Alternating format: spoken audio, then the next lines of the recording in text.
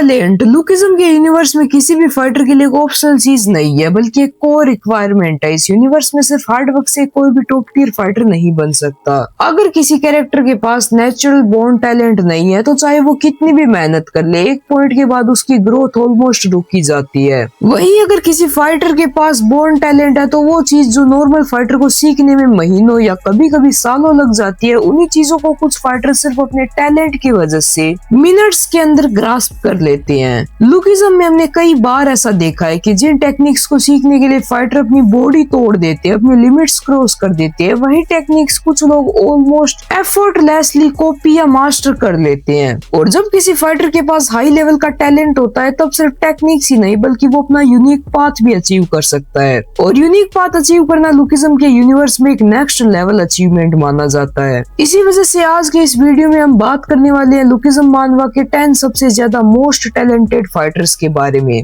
और हाँ, एक चीज क्लियर कर देता हूँ, ये लिस्ट पूरी तरीके से मेरे पर्सनल ओपिनियन पर बेस्ड होगी। इस लिस्ट का मतलब ये बिल्कुल भी नहीं कि बाकी कैरेक्टर्स टैलेंटेड नहीं है, इसीलिए कोई भी प्लीज ऑफेंड मत होना। तो बिना टाइम वेस्ट किए let's start the video. Number 10, शिनु हान, द बॉय ऑफ प्रॉमिस। शिनु हान लुकिज्म यूनिवर्स का एक ऐसा कैरेक्टर है जिसका टैलेंट का आइडिया हम काफी अर्ली स्टेज में मिल जाता है। बहुत छोटी एज में शिनु बिग डील का लीडर बन गया था, जो अपने आप में उसके टैलेंट और पोटेंशियल को शो करता है। बिग डील जैसे गैंग का लीडर बनना सिर्फ स्ट्रेंथ से पॉसिबल नहीं होता है, उसके लिए इंस्टिंक्ट, एक्सपीरियंस और टैलेंट भी चाहिए। शिनु इनविजिबल अटैक का यूज करता है और ये कोई नॉर्मल टेक्निक नहीं है। नैरेटिवली देखा जाए तो pre generation and first generation में सिर्फ 2 ही फाइटर्स इनविजिबल अटैक्स को प्रॉपर्ली मास्टर कर पाए थे और शिनु उनके बाद वो पहला बंदा है जिसने इनविजिबल अटैक को मास्टर किया है। इसके अलावा शिनु को गॉड ऑफ कॉम्बैट का टाइटल भी मिला है, जो क्लियरली ये दिखाता है कि उसका कॉम्बैट टैलेंट कितना हाई लेवल का है। ओवरऑल देखा जाए तो शिनु का टैलेंट अंडररेटेड होने के बावजूद काफी ज्यादा इंप्रेसिव है, इसी वजह से वो इस लिस्ट में नंबर 10 पर आता है। नंबर 9, विंजिन। अब देखो, विंजिन पर्सनैलिटी के मामले में चाहे कितना ही अननोइंग या फिर एरोगेंट क्यों ना हो, लेकिन एक बात क्लियर है कि विंजिन टैलेंटेड है। स्पेशली अगर हम उसके फादर की जेनेटिक्स को देखें तो ये समझ में आता है कि विंजिन नेचुरली पावरफुल क्यों है। जब विंजिन ने शोंगजुक से ट्रेनिंग लेना स्टार्ट किया तो बहुत ही शॉर्ट टाइम के अंदर वो शोंगजुक के दूसरे स्टूडेंट्स को इजीली ओवरपावर करने लगा, जबकि वो स्टूडेंट्स काफी पहले से ट्रेनिंग ले रहे थे।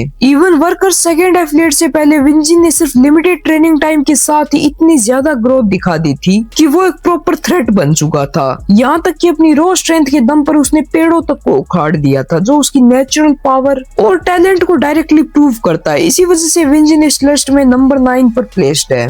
नंबर 8, जिन्यूंग पार्क, डैनियल पार्क के मामा। जिन्यूंग पार्क जिसका लुकिज्म के यूनिवर्स में काफी इंपॉर्टेंट रोल है। पॉसिबली डैनियल को जो कॉपी एबिलिटी मिली है उसका सोर्स भी जिन्यूंग पार्क ही हो सकती है। जिन्यूंग पार्क की कॉपी एबिलिटी सच में नेक्स्ट लेवल की है। उसने प्री जनरेशन के कई डेंजरस मोस्टर्स को कॉपी किया है और सिर्फ इतना ही नहीं, उसने खुद गैप्रियोंगिम तक को कॉपी किया है। जिन्यूंग पार्क गैप्रियोंगिम के पंचेस को काफी हद तक एक्यूरेटली इमिटेट कर सकता है लिमिटेड टाइम के लिए, जो ये दिखाता है कि उसकी अंडरस्टैंडिंग और टैलेंट कितना रिफाइंड है। इस लेवल की कॉपिंग सिर्फ एक्सपीरियंस से ही नहीं बल्कि हाई लेवल टैलेंट से ही पॉसिबल होती है। इसी वजह से जिन्यूंग पार्क नंबर 8 पर आता है। नंबर 7, गैप्रियोंग किम, प्री जनरेशन का लेजेंड और एक प्रॉपर पाथ यूजर। गैप्रियोंग किम, जिनरैंग ने जेक को कहा था कि अगर उसे प्राइम गैप्रियोंग किम जैसी फिजिक बिल्ड करनी है तो उसे अपनी पूरी जिंदगी एंडलेसली ट्रेन करना होगा। और पर्सनली मुझे ये नहीं लगता कि गैप्रियोंग किम ने भी एंडलेसली ट्रेन किया होगा। इसका मतलब ये हो सकता है कि उसकी मोस्टर्स फिजिक मोस्ट लाइकली उसकी नेचुरल टैलेंट का रिजल्ट थी, और ऊपर से गैप्रियोंग किम की कन्विक्शन पावर जो उसे लुकिज्म का वन ऑफ द स्ट्रॉन्गेस्ट, या फिर सीधा बोलूं तो मैं स्ट्रॉन्गेस्ट फाइटर बनाती है। मैं यहाँ और भी प्री जनरेशन के कैरेक्टर्स ऐड कर सकता था, जैसे जिनम्योजिन, शिंगेन, शिंतारो या एलाइट, लेकिन मैंने ऐसा किया नहीं क्योंकि अभी तक उनके प्राइम वर्जन की फुल कैपेबिलिटीज हमें क्लियरली दिखाई नहीं गई है। इसीलिए मैं सिर्फ गैप्रियोंग किम को इस लिस्ट में नंबर 7 की पोजीशन दे रहा हूँ। पॉसिबली हो सकता है कि गैप्रियोंग किम इससे ऊपर की पोजीशन डिजर्व करे, पर हमें उतना पता नहीं है। Number 6, gun park, the shero ओनी, यामाजाकी क्लैन का लीडर जिसे सिर्फ एक पर्पस के लिए पैदा किया गया था, गैप्रियोंग किम को मारना। गन के टैलेंट की तारीफ खुद शिंतारो ने गन की बैक स्टोरी में करी थी जब गन एक बच्चा था,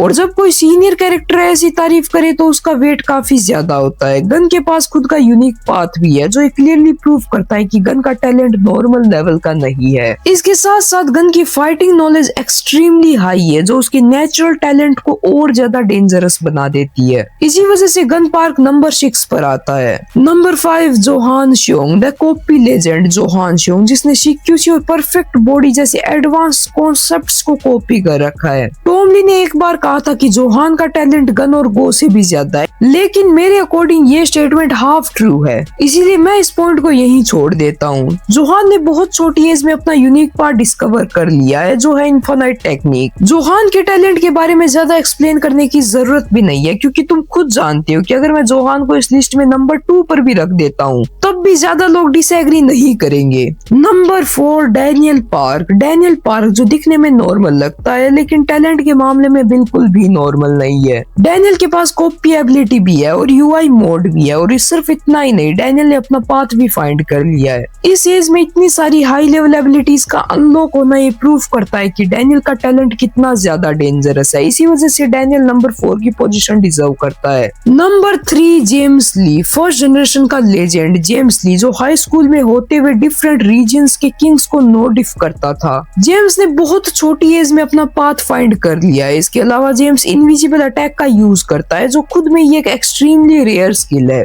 जेम्स के टैलेंट का क्लियर आइडिया हमें जेम्स वर्सेस श्योंगज्यू की फाइट में मिलता है, जहां श्योंगज्यू खुद मानता है कि जेम्स हर मिनट स्ट्रॉन्ग होता जा रहा है। This kid is terrified, he is getting better and better every minute. Number 2 Seongju. Cheolliang arc की जेम्स वर्सेस श्योंगज्यू की फाइट से हमें श्योंगज्यू के टैलेंट का प्रॉपर आइडिया मिलता है। श्योंगज्यू ने मास्टरीज ऐसे अनलॉक की जैसे प्याज के छिलके निकाल रहा हो, एक के बाद एक रुकने का नाम ही नहीं। उन मास्टरीज में थी स्ट्रेंथ, स्पीड और इंड्योरेंस। एंड हम एक पास्ट का सीन भी देखते हैं जहाँ जिन म्यूजिन ने कहा था कि अब तक जिन भी लोगों से वो मिला है उनमें श्योंगज्यू का पोटेंशियल सबसे ज्यादा था। एंड मिड फाइट में जेम्स ली ने ये लाइन खुद कही थी कि your potential is higher than me. ये स्टेटमेंट श्योंगज्यू के टैलेंट को क्लियरली डिफाइन कर देती है एंड ये भी प्रूफ कर देती है कि इस लिस्ट में श्योंगज्यू नंबर 2 की पोजीशन क्यों डिजर्व करता है। नंबर 1 गो किंग, वेपन जीनियस जो लिटरली किसी भी चीज को वेपन में कन्वर्ट कर सकता है, द अल्टीमेट भंगारी वाला। इंचोन आर्क में गन से हारने के बाद गो ने सिर्फ 1 घंटे की ट्रेनिंग में 46 न्यू मूनलाइट टेक्निक्स क्रिएट कर दी थी। इससे पहले सिर्फ 4 मूनलाइट टेक्निक्स एग्जिस्ट करती थी और कोई भी मास्टर अपनी पूरी लाइफ में इससे आगे नहीं ले जा पाया इन टेक्निक्स को। लेकिन जो चीज मास्टर्स अपनी पूरी लाइफ में भी नहीं कर पाए, गो ने सिर्फ 1 घंटे में वो चीज कर दी, वो भी 46 टाइम्स मोर। मींस गो ने 46 टेक्निक्स आगे क्रिएट कर दी और ऊपर से पाइचोंजो को लो डिफ भी कर दिया था। इस पॉइंट पर मुझे लगता है कि मुझे एक्सप्लेन करने की भी जरूरत नहीं है कि गो किम नंबर 1 पर क्यों है। तो बस यही तक थी गाइस मेरी लिस्ट। अगर आपका ओपिनियन मेरे से डिफरेंट है तो कमेंट्स में जरूर बताना, और ऐसे ही अमेजिंग कंटेंट के लिए चैनल को सब्सक्राइब कर लेना एंड हाई पॉइंट्स देना भी मत भूलना। मैं मिलता हूँ आपसे नेक्स्ट वीडियो में, तब तक के लिए बाय बाय, टाटा, सायोनारा।